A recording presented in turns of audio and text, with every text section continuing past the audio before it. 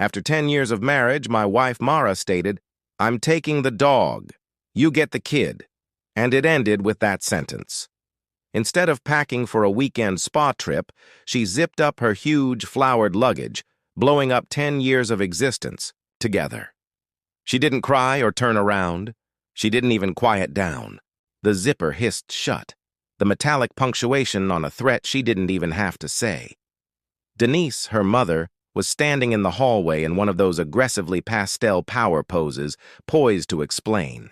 She laughed, low, haughty, overly content, wearing garments that resembled armor. With a palm on her hip, she remarked, "At least the dog's trained." It flicked over me like I was dirt. There I was, holding my son Milo's porridge bowl in my flannel PJ bottoms, barefoot, like a forgotten man.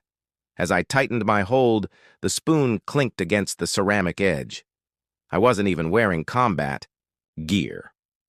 Mara treated me like a little annoyance because I was dressed for the morning, which strangely made the situation worse. Like I wasn't the man who had held her hair back during morning sickness, but rather a parking ticket on her windshield. When she developed postpartum depression, it was me who changed all the diapers for the first 6 months, not the man who built a treehouse in the backyard for our son. And she hardly remembered to say goodnight to Milo, who was in the adjacent room, probably coloring superheroes into life on the living room rug. I opened my mouth to speak after her mother called him baggage in the custody agreement she had pre-written. Somewhere along the line, I had started and then closed it again. What could I say that I thought would matter? Observing the flaws in her generosity, how, at this moment, she vanished emotionally before she physically walked out, was just the tangible manifestation of the silence we'd been experiencing for months. She called while slinging a duffel bag over her shoulder. Our golden retriever ran down the hallway as she called out, "Pepper, come on, girl!" Pepper stopped, by my leg for a heartbeat, and glanced up, tail wagging. When I muttered, "Go," she licked my lips. "Go on," I softly said.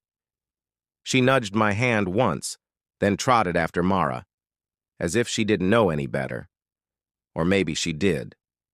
Dogs are obedient, until instructed otherwise. Unaware the door had opened, Mara stepped outside as the hallway's light spilled in. With her phone up, Denise followed, most likely texting her sister to say, "It's done, she left him." And just like that, the door closed behind them. No hug, no farewell, no, "I'll miss you too." I moved carefully to the couch, passing the child in the other room. Sleeves cereal-stained, sketching Superman in progress. He dipped the spoon into his soggy Cheerios, not looking up. Maybe she'll turn around. Maybe she'll come back. Maybe this is a nightmare, I thought. But the quiet that replaced my thoughts? Too genuine. Milo padded into the room, mismatched socks, crayon tucked behind his ear, scribbles climbing the wall behind him. He clasped his hands and blinked up at me. "Where's Mom?" "She had to leave," I said softly. He nodded when I added, "She needed some time." The last words she had spoken to him the night before. "I love you, kiddo. Sleep tight." Now that she was gone, how could he have understood? He showed me his drawing, a caped hero standing in front of a burning building. "I gave you a fire shield," he said. I didn't cry in front of him. Instead, I accepted the sketch and grinned. "That's perfect, buddy." Later that night, while he was still groping toward the empty bed, asking if Pepper would come back, I sat alone on the kitchen floor, back against the dishwasher, phone in hand, where her bed used to be. I scrolled through old photos. Milo's 3rd birthday, the family trip to Myrtle Beach, Mara laughing in the snow with Pepper. Her eyes had seemed softer back then. Or maybe I imagined it. Maybe I needed to imagine it, to justify why I didn't see this coming. 10 years ago, like a door quietly closing, a zipper quietly sealing something shut, she had written, "I'm sorry, just take care of him."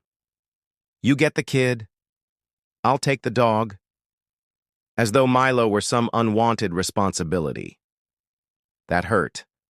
Not because I didn't love my son, I did, but because she made it sound like keeping him was punishment. That night I didn't pull Milo in close. I was about to leave the room when he took my hand and whispered, "I got you." I knelt beside him and whispered back, "Even if she took the puppy, I got you." And I meant it. After she left, the silence filled everything, alive, pressing against the walls, coiling into the corners of the house, stretching across the floorboards. Her laughter, footsteps, the bark echoing down the hallway. Gone. Not replaced with peace. Just absence.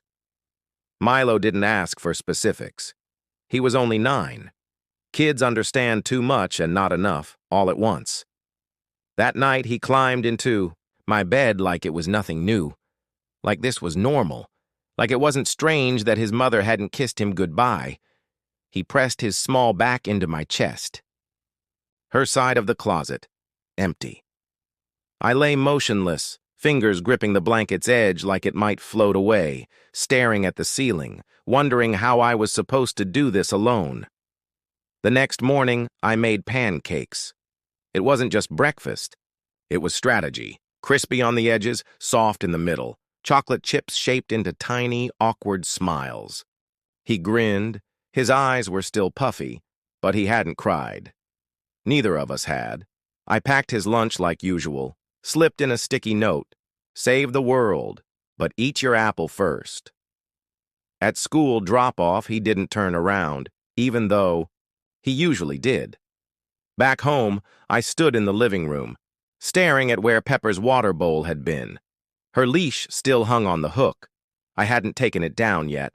I made dinner, did the laundry, checked Milo's homework, tried to maintain the routine, sat next to him on the couch as he watched cartoons. But the way he leaned into me now, it felt like I was the anchor he was testing, unsure if I'd hold. He clung tighter at night, as if I might be the next one to vanish.